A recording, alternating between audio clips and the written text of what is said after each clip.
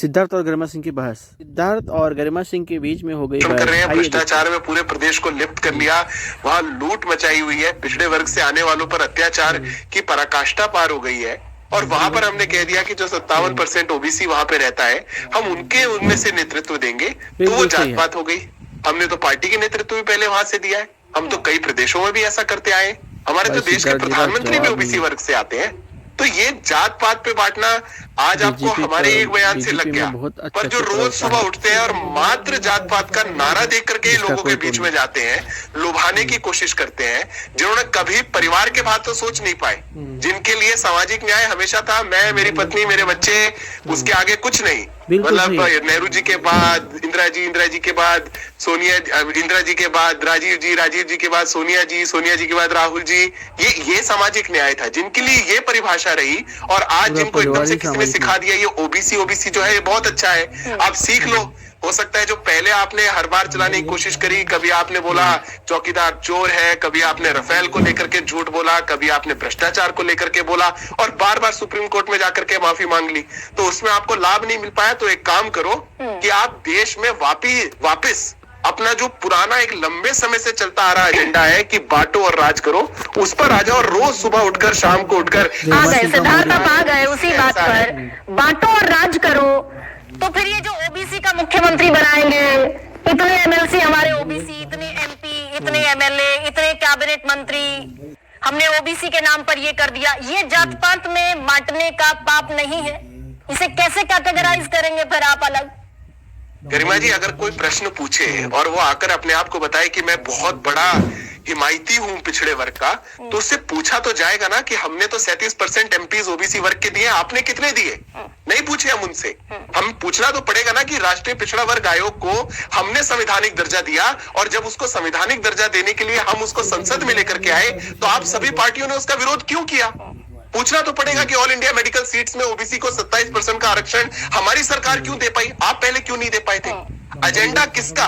नहीं, सवाल तो सवाल वही है भाई, सवाल वही है कि आप ओबीसी की माला दिन रात जपें तो ठीक है, ओबीसी के नाम पर विश्वकर्मा योजना शुरू कर दें, ओबीसी के MP, MLA, MLC, cabinet minister सब गिना दें, तेलंगाना में घोषणा कर दें, प्रधानमंत्री कह दें कि मैं ओबीसी जाति से आता हूं। आप ओबीसी के नाम पर जो करें वो सब माफ है, वो जो करें वो पाप है। देखिए गरिमा जी, हम जब बोलते हैं सबका साथ सबका विकास, ये सुनने पर है, कई बार नहीं सुन पाते लोग, नहीं समझ पाते। हमने तो बहुत बोला, आपको भी हो सकता है सुनने में रह गया हो और भी लोग सुन जाए। हम तो 8-9 वर्षों से सबका साथ सबका विकास ही बोलते आ रहे हैं, वो कोई नहीं सुनता।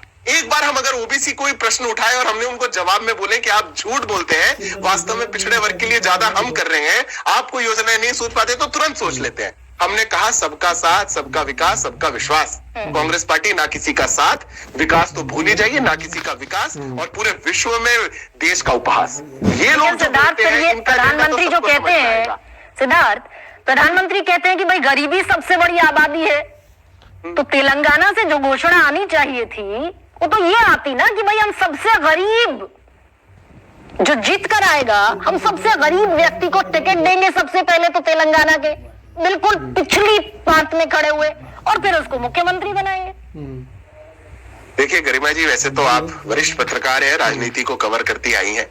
राजनीतिक क्षेत्र में वास्तव में अगर कोई गरीब व्यक्ति या कोई सामान्य परिवार से आने वाला कोई व्यक्ति अगर कहीं किसी ऐसे पद पर पहुंच सकता है, तो सिर्फ भारतीय जनता पार्टी में पहुंच सकता है। ये तो आप वास्तविकता जानती हैं। वो इकलौता एग्जाम्पल लेकर सिद्धार्थ, 9 साल हो गए इस एग्जाम्पल। एक एग्जाम्पल नहीं है, मैं तेलंगाना की बात कर रही हूँ। तेलंगाना में आप गरीबी की आबादी से निकालते कुछ नहीं। अभी तो आप शुरुआत जो आप इंट्रोडक्शन दे रही थी उसमें तो आप हमें कुछ मान ही नहीं रहे थे। तेलंगाना में आपने एक सीट याद दिला दी, पर वहां के म्युनिसिपल कॉर्पोरेशन के 45 सीटें याद नहीं दिलाई।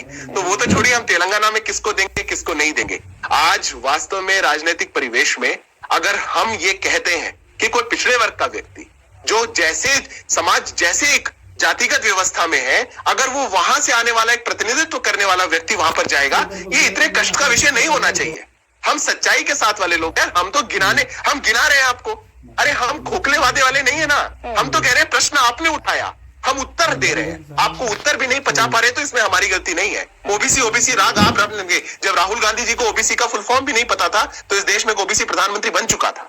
अब तो उनको किसने सिखा दिया, ये बाहर वाले आके उनको बता देते हैं ये ओबीसी है, वो वर्ड बहुत अच्छा है, उन्हें पूछा होगा ठीक है, और रोज सुबह चालू हो जाते हैं। उससे पहले से हम ओबीसी समाज के लिए काम करते आ रहे हैं। तो ये विपक्ष का ना कोई एजेंडा है, ना जिस पर हमको लेने की आवश्यकता है। हम सबका साथ, सबके विकास की बात, जितनी स्कीम हम आज लेकर आए हैं हमारे सत्ता में रहते हुए, वो सभी स्कीमें ऐसी हैं जो गरीब व्यक्ति के लिए, पिछड़े व्यक्ति के लिए, पंक्ति में अंतिम खड़े हुए व्यक्ति को आगे लेके आने वाली स्कीमें हैं। तो ये लोग नहीं सोच शिरदर बघ नाचायचा शौक आहे त्याला उठवा